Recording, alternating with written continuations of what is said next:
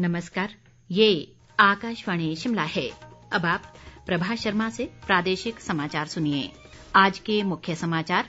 GST परिषद ने कपड़े पर जीएसटी की दर में कोई वृद्धि नहीं करने का लिया फैसला, 5% बनी रहेगी दर। प्रदेश सरकार ने वाणिज्यिक वाहन संबंधी सभी करों को परिवहन विभाग के अधीन किया, अधिसूचना जारी। नववर्ष के उपलक्ष्य में राज्यपाल व मुख्यमंत्री सहित अन्य नेताओं ने प्रदेशवासियों को दी शुभकामनाएं। और कोविड टीकाकरण के लिए 15 से 18 वर्ष आयु वर्ग के पात्र लाभार्थियों का कोविन पोर्टल पर कल से पंजीकरण होगा शुरू।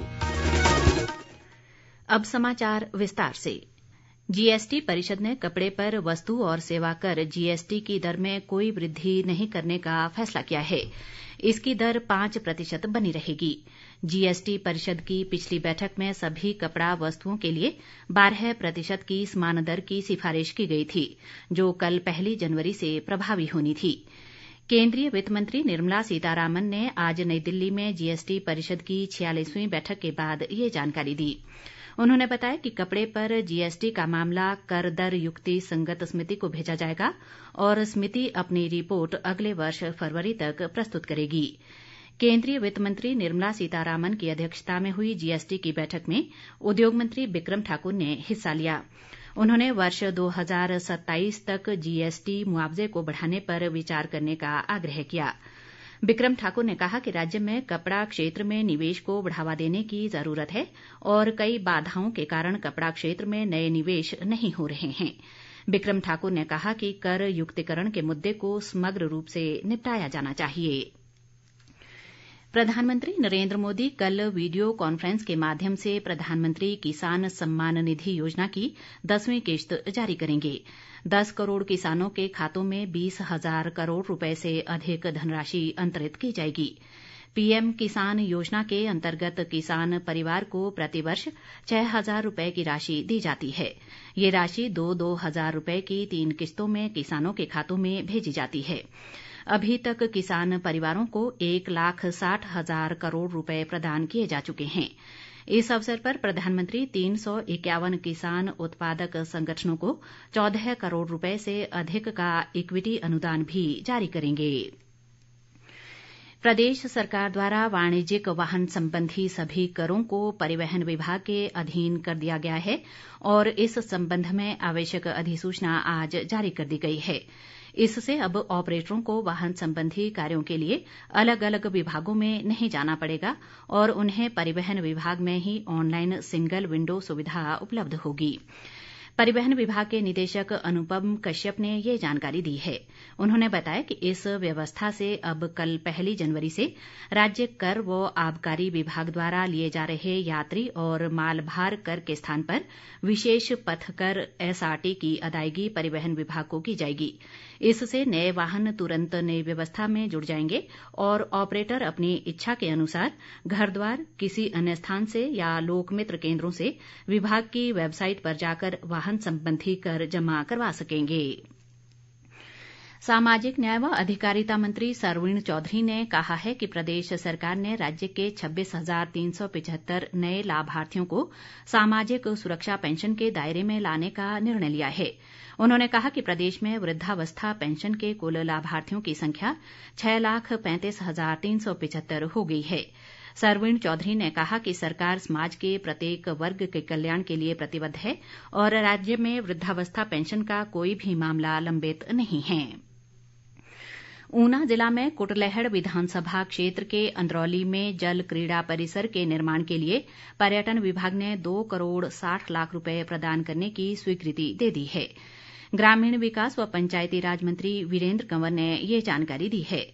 उन्होंने कहा कि अंदरौली को जल क्रीड़ाओं के केंद्र के रूप में विकसित किया जा रहा है। वीरेंद्र कंवर ने कहा कि गोविंद सागर झील में जल क्रीड़ाओं के आयोजन के लिए वाटर स्पोर्ट्स कॉम्प्लेक्स का निर्माण किया जाएगा। उन्होंने कहा कि अंदरौली में अप्रैल 2022 तक एथनो बॉटनिकल पार्क के निर्माण का लक्ष्य भी तय किया गया है, जिसके प्रारूप को अंतिम रूप दिया जा चुका है। प्रदेश अनुसूचित जाति आयोग के अध्यक्ष व पूर्व सांसद वीरेंद्र कश्यप ने कहा है कि अनुसूचित जनजाति वर्ग के कल्याण के लिए नई नीतियों के बारे में सरकार से सिफारिश की जाएगी।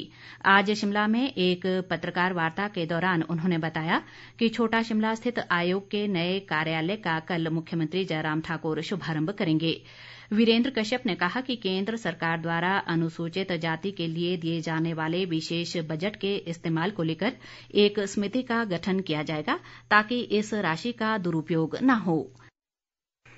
राज्यपाल राजेंद्र विश्वनाथ आर्लेकर और मुख्यमंत्री जयराम ठाकुर ने प्रदेशवासियों को नववर्ष की शुभकामनाएं दी हैं।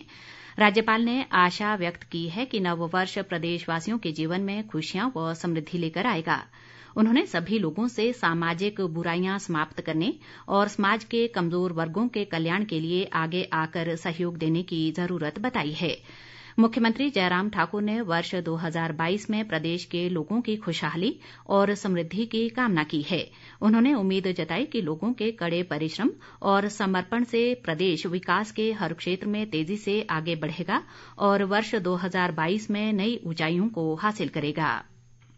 नए वर्ष की बहुत बहुत शुभकामनाएं देता हूं आप सबके माध्यम से सभी प्रदेशवासियों को, और नया वर्ष सबके लिए शुभ हो, मंगलमय हो। सब हिमाचलवासी आगे बढ़े, हर क्षेत्र में बढ़े, प्रदेश आगे बढ़े। कोविड के इस दौर में अभी तक भी सावधानियों को हमको ध्यान में रखना है, इसलिए मेरा सभी हिमाचलवासियों से इस बात के लिए निवेदन है कि नया वर्ष आपके लिए शुभ हो, मंगलमय हो, आपके परिवार के लिए, सबके लिए, लेकिन कोविड के नियमों का पालन करें।